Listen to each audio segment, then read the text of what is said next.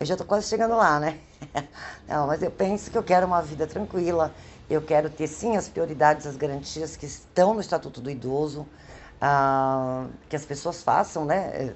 Valer o que está ali, que respeitem a minha idade, que eu tenha uma saúde ah, própria da minha idade, porque a gente vai ficando mais velha, tem as restrições biológicas que são naturais, físicas. Espero ter uma vida saudável aqui no Brasil, porque eu gosto bastante do Brasil. A inevitabilidade, né?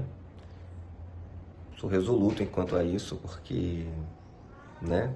Se não morrer, vai ficar velho, vai envelhecer, faz parte da vida. E é duro, a gente sabe, quem, quem, quem já viveu bastante tempo sabe como é que é. Né? Eu tô aqui com a barba branca, com filho adulto, né? Meus pais estão, se eu já estou começando a ficar velho, imagina meus pais, né? Os avós que eu já perdi, minha vozinha que ainda é viva. Então a gente vê que é um processo duro e complicado, mas é parte da vida e é importante. A primeira coisa que me vem à cabeça é a qualidade de vida. Então, é envelhecer bem, né, com saúde. A gente sabe que a gente está sujeito a doenças e outras coisas, mas manter a qualidade de vida e o bem-estar, acho que é as coisas que mais me vem à cabeça. E envelhecer e também não parar, porque eu acho que se a gente parar, a gente fica... as coisas começam a parar de funcionar. Eu acho assim que envelhecer realmente é inerente à existência humana. E eu acho que envelhecer também tem o modo como se envelhece, esse sim, tem muito a ver com a vida que se leva, tem muito a ver com escolhas, tem muito a ver com privilégios, tem muito a ver com uma série de questões.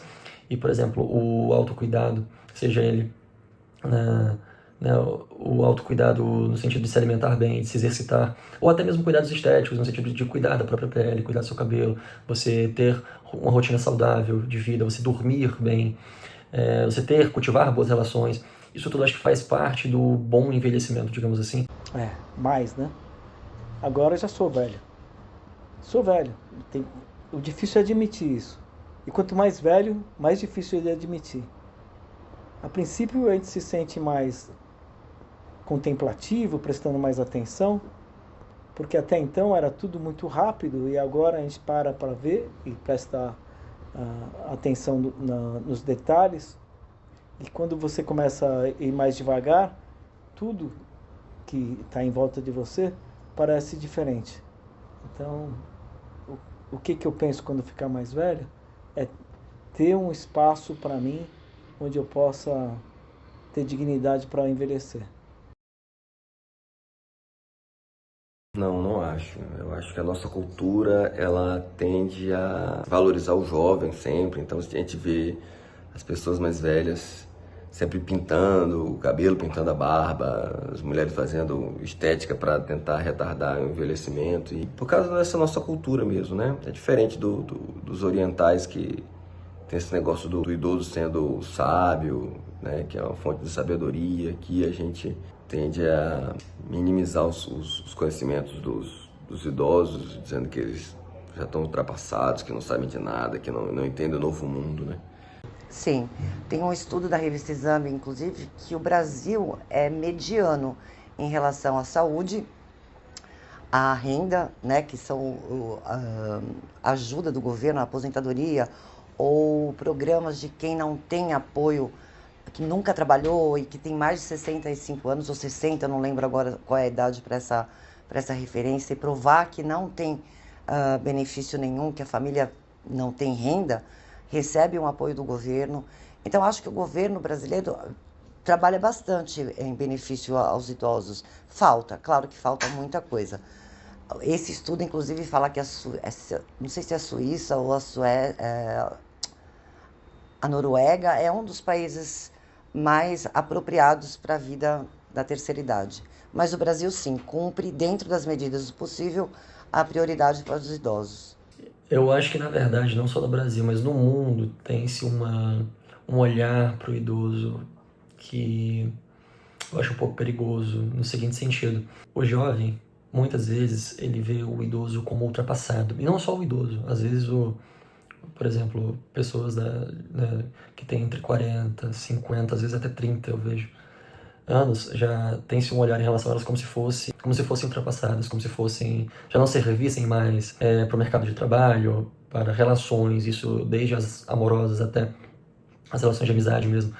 Mas eu acho que também diz respeito muito a uma falta de maturidade, claro. Evidentemente, eu acho que isso é temporal. Acho que sempre ocorre. Sim e não. Eu acho que tem muita gente que respeita, mas acho que ainda falta muita política pública mesmo, no sentido de melhores condições, mais oportunidades para eles se desenvolverem, mais políticas focadas mesmo, né, na melhor idade. Eu lembro que eu tive uma disciplina que a gente comentou muito sobre isso, né, que a população está cada vez mais envelhecendo. Então, ao invés de a demanda ser creches, os asilos seriam muito mais a demanda da população. Então, eu acho que, de modo geral, hoje as pessoas no Brasil não têm muito respeito com relação aos idosos, mas partiria do governo, principalmente, em questão de políticas e tudo mais, para poder estimular isso, né, e mudar um pouquinho a nossa visão sobre isso. Vários. O idoso tem direito à prioridade em tramitação de processo, ou seja, o processo de uma pessoa acima de 60 anos tem prioridade a todos os demais processos, seja criminal, civil, ou acho que trabalhista também, salvo engano. Todos têm. Tem prioridade, tem isenção de pagamento de transporte público. Alguns estados com 60 anos, outros estados com 65. São Paulo, acho que com 65 anos, a isenção para transporte público. Prioridade em vagas privadas e públicas, preferencial para idosos. Tem programas, tem garantias muito amplas, mas ainda necessitam de mais.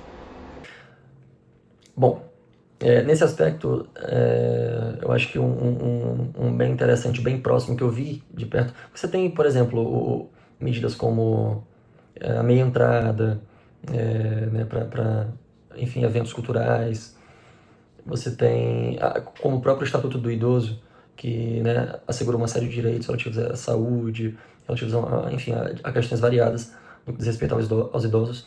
Você tem também, por exemplo, e esse eu vi de perto porque minha avó usufruiu, e usufrui com frequência, na verdade, que é o direito à gratuidade no transporte coletivo. Então ela faz diversas viagens interestaduais sem pagar nada. Todo ônibus tem que ter pelo menos 2 vagas para esse tipo de público, para o público idoso, e são vagas gratuitas. E basta avisar com antecedência e a sua vaga é assegurada. Se houver, né, evidentemente, se não houverem reservado com antecedência. Então, isso é bem interessante, isso eu vejo de perto, porque realmente há uma pessoa na minha família que faz uso. Então, acho bem interessante. Lugar nenhum cuida bem do idoso. O idoso tem que se projetar sozinho, pensar sozinho como vai chegar nessa fase e se defender, tanto na segurança, quanto econômica, quanto patrimonial, quanto emocional, quanto na saúde. A pessoa, quando chega a uma certa idade, ela é alvo, como em todas as classes de animais. As pessoas, quando vão ficando velhas, são presas mais fáceis. Então, além da experiência para poder sobreviver, ela se torna um alvo fácil de golpes, violência, fraudes. Por isso a legislação altera favoravelmente essas pessoas hipossuficientes, que se torna uma criança novamente. Eu acho que é difícil generalizar, né? Falar que no Brasil cuida-se melhor ou pior. Acho que o Brasil é muito grande para começo de conversa, né? Então, assim, depende muito do estado, depende muito da cidade, da região como um todo. Então, assim, eu acho que no mundo como um todo pode-se cuidar muito melhor dos idosos. Eu acho que já há avanços claros nesse sentido no próprio Brasil, aqui na nossa realidade. Nós temos o Estatuto do Idoso, né, que é um exemplo de uma medida que ocorreu em 2003, que foi realmente em prol dessa parcela tão relevante, tão grande da população. Mas é evidente que dá para melhorar, sempre dá. Tem enfim, outros benefícios, outros direitos menores, também outros tipos de legislação, mas eu acho que sempre vale um olhar mais cuidadoso para essa parcela, porque a tendência, inclusive, é que ela aumente. Então, eu acho que sim, há cuidados, eles existem, mas claramente a gente pode evoluir muito enquanto sociedade nesse aspecto ainda. Acho que de forma geral não, acho que falta muito apoio para eles. Aqui em Diadema, por exemplo, a gente tem alguns centros de acolhimento, núcleos, né, aos idosos, e tem muitos idosos que não têm acesso a isso, ou por não conhecer, ou por não ter alguém que leve-os até esses locais, né? Então eu acho que tem muita iniciativa, mas ao mesmo tempo não tem tanta essa atenção, sabe? De eles terem acesso a esse tipo de serviço. Presenciar, não, mas a gente tem conhecimento de que a questão de emprego para idosos é muito mais difícil e que seria de grande valia para as empresas, porque tem muita experiência. Esse contraste também em contratar jovens, que também têm preconceito de contratar jovens.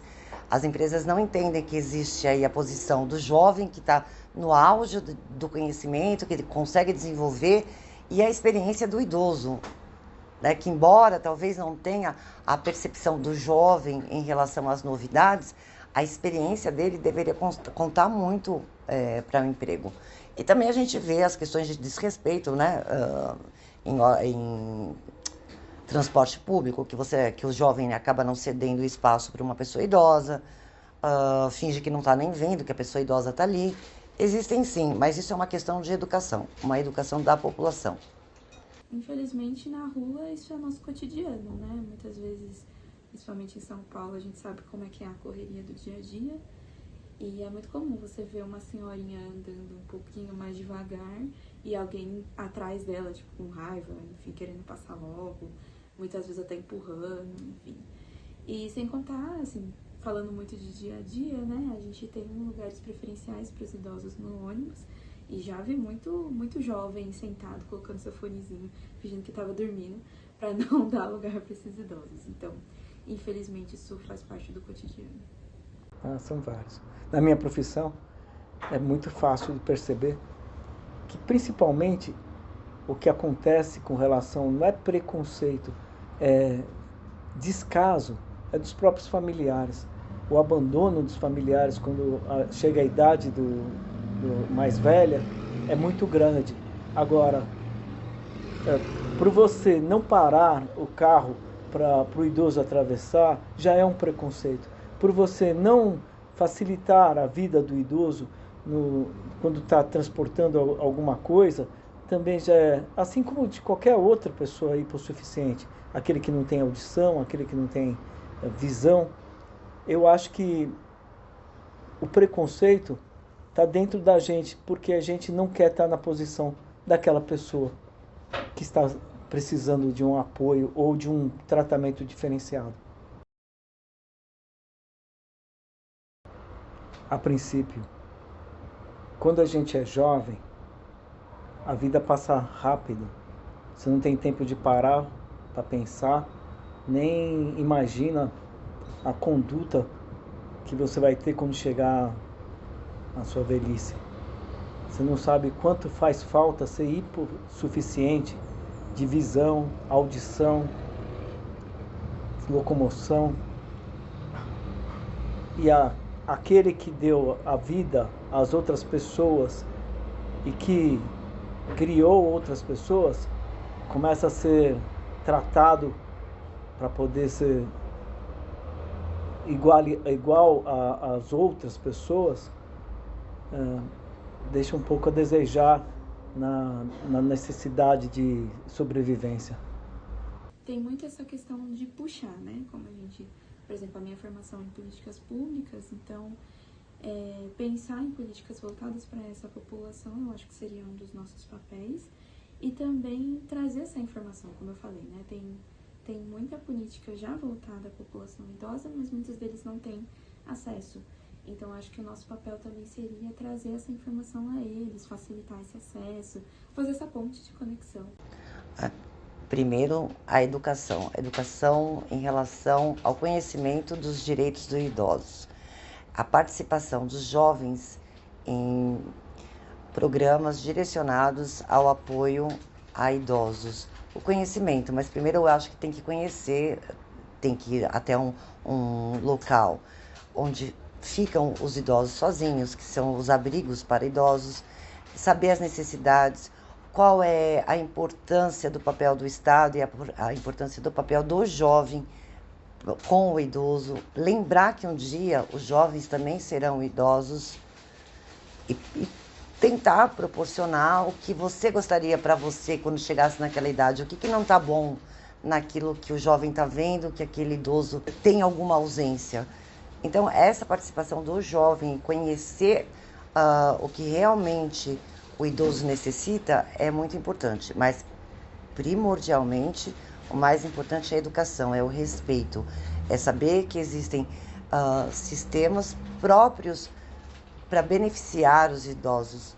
Então, esse respeito tem que ser bem informado aos jovens para que futuramente eles recebam a mesma educação. Eu acho que o papel do jovem, ele começa na empatia mesmo, né? Pelo outro, né? Que eu acho que é o tipo de pensamento que todo mundo deveria ter em relação ao outro. Mas também pela sabedoria de saber que se chegará a esse lugar, né? Se tudo ocorrer da forma como deve ocorrer, como imaginas que vai ocorrer, é o lugar comum de todos nós, né? Enquanto seres humanos, enquanto indivíduos. Então, eu acho que lutar pelos direitos dos idosos também significa lutar pelos seus próprios direitos, porque é só uma questão temporal, né? Mais cedo ou mais tarde estaremos todos nesse lugar. E esse papel, né, de luta pelos direitos dos idosos, ele pode ser exercido de diversas maneiras, né? Seja dentro do Estado, né, em quem estiver no Executivo, no Judiciário, no Legislativo, nos mais variados setores dessas esferas, mas também no âmbito civil, né? Enquanto cidadãos propriamente, dentro de empresas, dentro de organizações, sejam elas lucrativas ou não, no intuito realmente de prover um mundo, um bom Brasil, enfim, um bom estado, uma boa cidade para os idosos que nela residem, né?